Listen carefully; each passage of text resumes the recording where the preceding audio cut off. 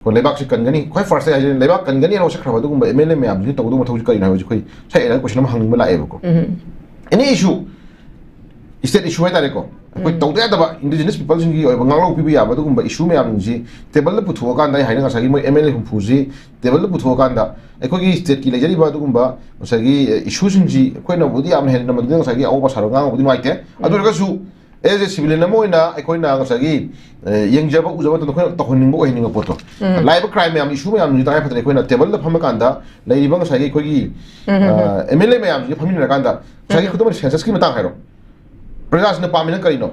अदि सी तहु तारगदि खोइ जे केदो उताइ नतगने खोइ केदो मिन जे एनी इशू साइ हाइजे गिदो एनी इशू खुइ मत मणिपुर सोइ क्राइम खुइ मुछि इशू जे मो MLA हु फुजन टेबल न फमग नै नबि रकांदा मोरेप लबि रकांदा मदु ngaklo pi ngaklo sembi रकांदा Manipur जे कालो हाइबनि खोइ पुसिको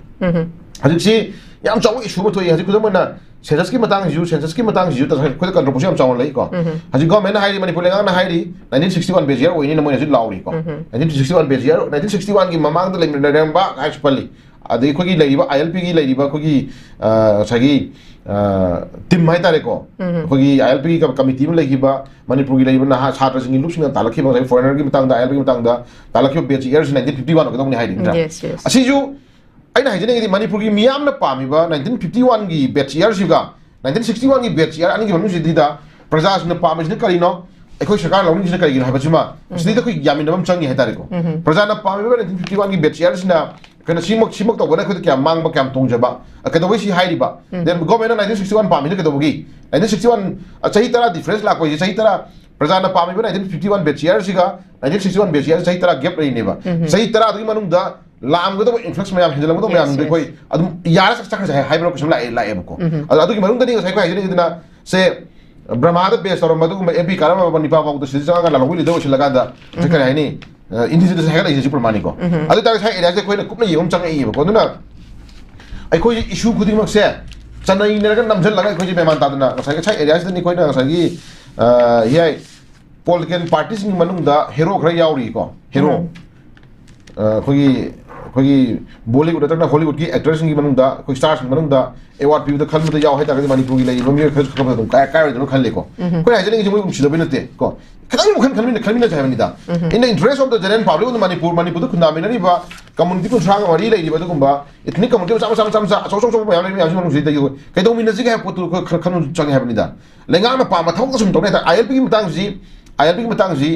asi kana go political party kan di moina pibi yes kun moina pibi yare kai de ko adu pi na hona matam da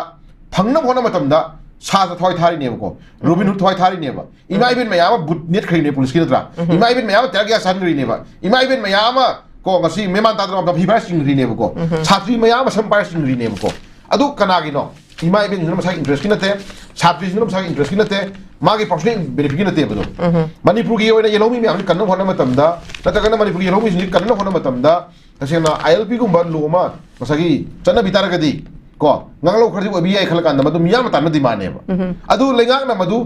छात्र दो सीद्रिंगाइदा इमाई Ben मयाम दो बुड नेत्रिंगाइदा इमाई Ben मयाम दो माफी चिंद्रिंगाइदा अदु छात्री मयाम सम फोइद्रिंगाइदा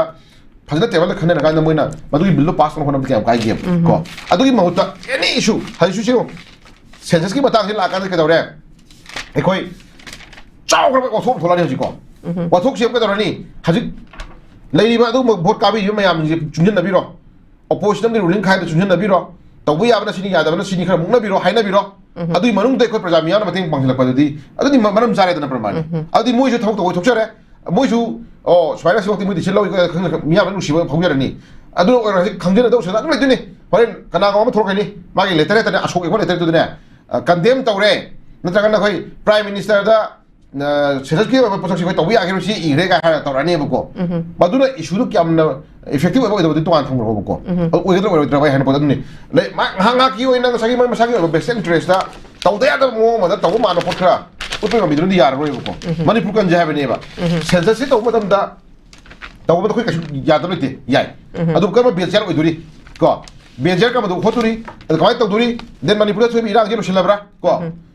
अदु मणिपुर से जगह ले इन्फ्लक्स में आमजे कोई इलीगल इमिग्रेंट में आमजे तथोबरा यानाब लेरबरा को देन मन हजु लेबा टेररिस्ट में आम तब लाजी मनुंग सिदे कोई कना कना के तौदुरी हा पसु से कोई यामना मचा खाइना कोई ꯆꯠꯄ ꯆꯪꯉꯤ ꯍꯥꯏꯇꯥꯔꯦꯀꯣ ꯑꯗꯨꯅ ꯁꯤꯒꯨꯝꯕ ꯃꯌꯥꯝꯒꯤ ꯁꯦꯟꯇꯔꯅ ꯑꯩꯈꯣꯏꯒꯤ ꯌꯥꯅ ꯌꯥꯅꯕ ꯑꯩꯅ ꯁꯨꯝ ꯆꯠꯈ꯭ꯔꯀꯥꯟꯗ ꯉꯁꯥꯏ ꯑꯩꯈꯣꯏꯗ ꯉꯁꯥꯏꯒꯤ ꯄꯪꯇꯧ ꯇꯧꯕꯒꯤ ꯊꯕꯛꯇꯨꯃ ꯂꯥꯛꯄꯗꯨꯗꯤ ꯌꯥꯏ ꯃꯁꯤ ꯑꯩꯈꯣꯏꯗ ꯑꯃꯥꯡꯕ ꯑꯣꯏ ꯑꯗꯨꯅ ꯂꯩꯔꯤꯕ ꯏꯁꯨꯒꯤ ꯃꯇꯥꯡꯗ ꯄ꯭ꯔꯖꯥꯅ ꯏꯔꯥꯡ ꯍꯧꯔꯀꯥꯟꯗꯅ ꯏꯔꯥꯡ ꯍꯧꯋꯦ ꯍꯦꯛꯇ ꯍꯥꯏꯕ ꯀꯣ ꯏꯔꯥꯡꯗꯣ ꯍꯧꯔꯛꯇ꯭ꯔꯤꯉꯩ ꯃꯃꯥꯡꯗ प्रजान हौकदबी इरांग से प्रजा की इंटरेस्ट की कोई मी खरगी नते बको होल जनरल मणिपुर खुदामेन अदु फुर कुंथ्रा मरी पोने बको अदागदी अदुगु कुंथ्रा मरी की मियोय लाख कुंथ्रा तो समथिंग खरे हेनोगी म्यूट ओइदना अखोय मयाम की वोट की राइट पाइदना लेरबा अदुगु एमएलए मयाम दो रूलिंग अमदी ऑपोजिशन मगी अदुना अदु तरमदे मान अदु तरमदे डेवलपमेंट मतांग लाउनबदुना अदु मुई वरी निको अदु मुई वरी नि होल जनरल ओइना मणिपुर की ओइना येंगाकांदा मसागी मणिपुर कायरकदवा मणिपुर सोरकदवा मणिपुर अपुमगी ओइना अदि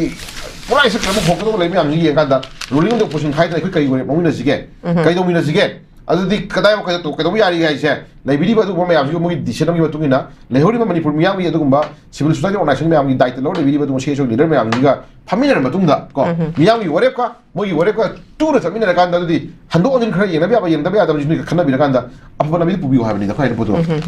मोगी दि कायदगी हंदक इरांग हरक्सनु हा इमा खरा नुसिदबा खरा लेरे बुट नमत नेलौगे हंदक इरांग तरक्सनु इमा नुसिदबा खरा लेरे त्यार गैस काफनगे हंदक इरांग हरक्सु सादा खरा मसम सिदबा लेरे मसम भोयोगे हाइ फिल्म सुन लेरदि अदुगी इंटेंशन यार रोयो पोतो को अदुना सिले फिल्म जि मतंग दा याइ खोना हाइजनिंग जे सेंसस की दनते सेंसस तक मतंदा अखोय थोन न थोदो अदुम थोलानी को क्राइम थोलानी लाउनरानी खोंगरानी डिलिमिटेशन तांगा खोंगरानी को अदुना इशू जे अखोयदा नाइसलगा मसा सेंगदबा अखोयदा चदैनर लेबा इशू खरा याम सांग मतंदा अखोय चथर लाइक पसखिंजे असे लाइब्रेरी बदुगुंबा रूलिंग ऑफ ऑपोजिशन खाइदा लाइब्रेरी बदु एमएलए मैम जिना चप चाना टेबल में फमिनर चा ग्लास हाउ थपियो कछु काइदे को साइड नुआइत्रगना दिल्ली चपियो को दिल्ली की अइंग जगह में फमिरकांदा ऑपोजिशन रूलिंग खाइदना लाइब्रेरी एमएलए मैम जी फमिरकांदा मणिपुरी कोर इशू सिंग दना इनबियो ओखन थादबियो को साइ आसे हुन्ना बंगाना बरो तोपिरो आयना अंतक चपिरो साइड नुआइत्रगना दिल्ली चपिरो दिल्ली चपन नुआइत्रगना अतोप आ फॉरेन कंट्री चपिरो को अदुबोक्ति मोय पिसा लेदिना मोजो मोय थागी तोर पाल ला अनि हम फनरिबो ngak aithoga manipuri issues gi matang da manipur da naina bada manipur da khanna bada wakhan thokre lange ko wakhan thokre ga na khanno kamun yorong ne pramani ko adu wakhan thok na bidang ta karai dino a ac room dra na ta beach ma pandra na ta kana karai ga phami ro khanna bi ro aduga rolling of opposition khai da ko mla le mori mla manipur thugai bada याव MLA योहम बिरो को मणिपुर थुगाई खाली कंगू योहम बिरो थुगाई पाबा मणिपुर हिमीन पाबा एमएलए लेहरी एमएलए मैम तासन बिरकांदा सेंटर लीडर अमतंग मुथेनबी अमतंग तौनबी मणिपुर कनबी को नत्रगदी तसेंना इलेक्शन है अखोई पीबाफम नते को इलेक्शन है पीबाफम नते वोट काबी खुदिंग से पीबाफम नते अप एंड डाउन को पॉलिटिक्स है अप एंड डाउन अमु कनबो लेनी ताबसु लेनी अदु देन को हयें आई मतम हायम लांगनी माय मतम हायम लांगनी प्रमाणी को आई हाबदी अहोमन नाइना वातनी प्रजा सिंजत्रा अदरा आई मंगाइरे आई ना दुम तगदबुने आई ना तगदा हरकसु यारो सिदि को अदना अरोइबदा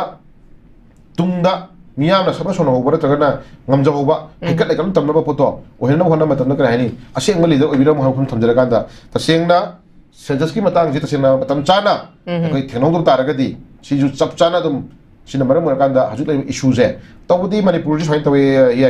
aidi haju lai ba method ki issue je divert tawna hona ba na thai na hona matamda akarama achaw issue mu thangda dage je adum plan taw lai ponina haju sensus ki matang da wang na dise kamate ko si miyam gi ihom la laga hana gi irang hil daipat tor pugina hona bi lambi jo helini buko aduna sensus ke ulore dana atopa amu issue mu purkan da ne issue je adum koi ga ngawra ga sa ga mi sinje pra mi sinje yab da ni ko sa gi pangpu da pura ka doi torop saba nungai phaba den amana thagi lengdra lakpa adagi chahi gi income lengdra lakpa kangu singi ke dawre modi chahi manga warasu chahi tara warasu modi kasu modi maro bi de ko praja singi ke dawre irang je sa nong hor tok sa gi ni hong mo de moina humni hong bote moina ko shur sa wa tani moidi khara lega ne tan noa thokse ne kham khon da mo shimlai no de adu phim chana re ko I ho ho pole khoi khonai mam ji ko duna adu last di adu gumba praja miyam kai haidi numi ni humni hor thokse ge ni no shur sa sa ko mu ne posin do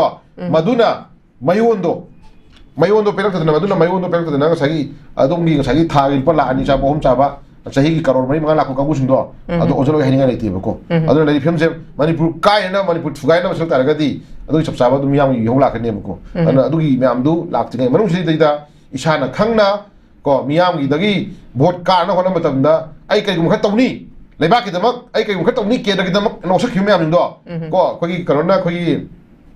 yam hainin dre ko gi wasak khongwa ko ko mong da sagi photo to to na gum si वासक खिबा ma'am ji मनुंदगी अमा खतंग दी लेबा की तौबीबा नमनो होनबियु कोई दुख थाजगे को दुख लासगे को अदुना नै film Matang kai jing si yeng yam test tawre khoi ko aduna ikoi ahum mun ayo poni up and down ni ai mangai ne sapi ganu ko aduna sai gi hei tumna ningam dam map lak nabi ai aduna bot ai tur kan khangi ko aduna sai gi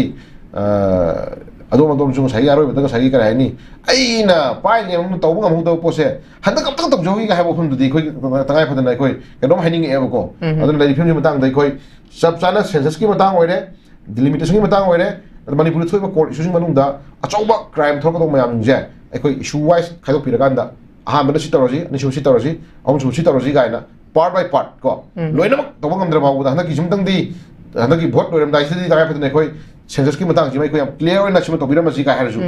remaining parts na mathanga nusibiu ko mathang karga si tomjege ko haibagi thajana ba tare ko koi loi to da ko haji de ko pramani ko then amana hanaki issue matang di chima ko chitorani ga je yamna clear report am da koi chana am chang hedare ko aduna ngaktangi magi lambi sem da bai ngaktangi magi pera da bai ngaktangi magi ba tona da bai ngasagi kai ni pangon do huna ngana thok do mado haju matang chadri tawira khinu aduna ngasagi lairiba chahi ani helaba ko idp mayam lising yakai mumdrai na changmam leitraba yum mayam leitraba mayam ji awa ba ju ubira kan da kai trai phadani koi first step ti ko kai gum khara मियोय लिसिंग हुमफु नमते बि तार cup लेबाय जे हियाय फारोयदा अदुगि मनुंगदा कोइ निंगोन ma'am यावरि अदुगि मनुंगदा अंगांग ma'am यावरि को अंगांग मचा मचा कोइ पुनसिगी को महाव खंगद्रिबा को चदबि केनो खंगद्रिबा अवा नुगाय केनो खंगद्रिबा को ममागि तबाक सानाजाबा दुगुंबा सागि ngaktang मोटकेरा पाइगेरा को करे हायनि जे नु साजबा अंगांग म्याम जिमते बि ताबाय जे अदुगि फोन सु फारोयबा को अदुना आइखोइ सिका सांहायनिंग दे अदु लೈ film मतang ko yam kupning birgana ko amutang di ko manipur de koi memran ta da ba sa history me amai koi nauna semjala kanda crime to no khona ba manipur thugai no khona ba drug issue terrorism issue adagi den illegal immigration issue ko ilp issue ji ba to sitanga pa ne koi ilp ji ta sing nai koi chanari hai ba ni manipur da ta sing ma dum phadana implement tor ba ha ta ji ne ba hi ko adi chanari yare su kai de kai chanari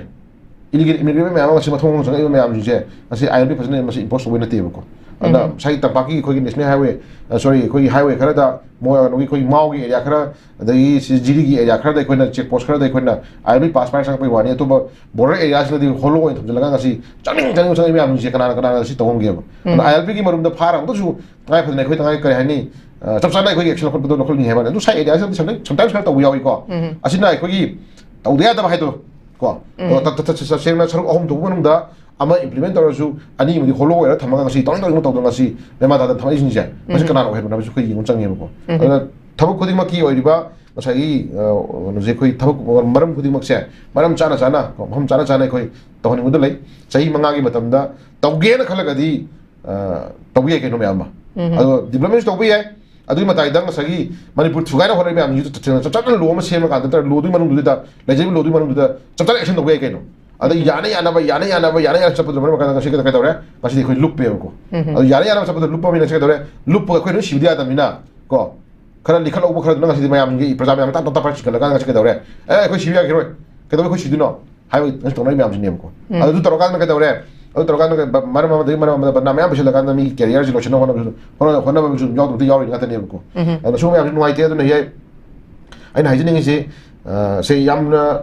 lugo pone se skimta ji ko chobo atho bo duni ko na si matang si tangai phadana le yume am opposition link khai dana sap sana mo yo thodang am lobi mata moire lobi na ga ta se nai khoi ya daga na noi tu tho ko daroge center na suman jana manipur gi mla sing si khoi a khongya gi fungi type da sa gi moina phamu le pule ko sum to phim le da ga di noi to tho ko daroge to tho pi ro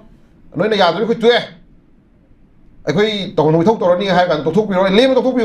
ado ba ga ken brazil harau ni kai no manu prajam yam harau ni kai no no vote mo ne ka jani kai no pramani ado kar ka nam yang thom to ga ado to politically center ga muthat ya padu ma muthat na you have ni kai ji ko ado du thona do pam jaboi wani ado sai area si da sai gi ji na har khadi noina paktho mong le ji di ya ko nuai te ado na oi masi agi wasna te ko masi political party national party wasna mi khadi khar pon ja ida ko mi khar pon ja ne ado sai gi adri phana haira ga su ta phana sai le riba MLA duna guts leina leiba ki ta kana state ki ta kana magi le riba praja mayam ji ba poram da ashoka dole nuai ta ashoka dole le heta ga di ai due mo hai sma hai ni mo no de ga hai ba ngi dum ba MLA kra yaw mo ta tan do poni da ado le phim ji ꯍꯥꯏꯕ ꯉꯝꯗꯕꯁꯤꯅꯤ ꯑꯩꯈꯣꯏ ꯌꯥꯝ ꯅꯨꯡꯉꯥꯏꯇ꯭ꯔꯤ ꯑꯗꯨꯅ ꯍꯥꯏꯕ ꯉꯝꯕ ꯑꯣꯏꯕꯤꯔꯛꯎ ꯀꯣ ꯍꯥꯏꯕ ꯉꯝꯕ ꯑꯣꯏꯕꯤꯔꯛꯎ ꯑꯗꯨꯅ ꯉꯁꯥꯏꯒꯤ ꯌꯥꯝ ꯁꯥꯡꯅ ꯍꯥꯏꯅꯤꯡꯗ꯭ꯔꯦ ꯍꯧꯖꯤꯛꯇꯤ ꯇꯉꯥꯏ ꯐꯗꯅ ꯏꯂꯦꯛꯁꯟ ꯃꯌꯥꯅꯤ ꯗ꯭ꯔꯃꯥ ꯌꯥꯝ ꯍꯧꯅꯔꯛꯏ ꯀꯩꯅꯣ ꯑꯗꯨꯅ ꯌꯥꯏ इलेक्शन में ड्रामा में अगंप ड्रामानी को ड्रामा अचौबनी बुट अचौबनी अखोई ग्यान ताबीदना अमुक्तंदी सेंससता नतना एनी मणिपुर इशू खुदिमकसे अमुक्ता कन्वीनर होनाबीबा मथौ ताय होनाय थमजगै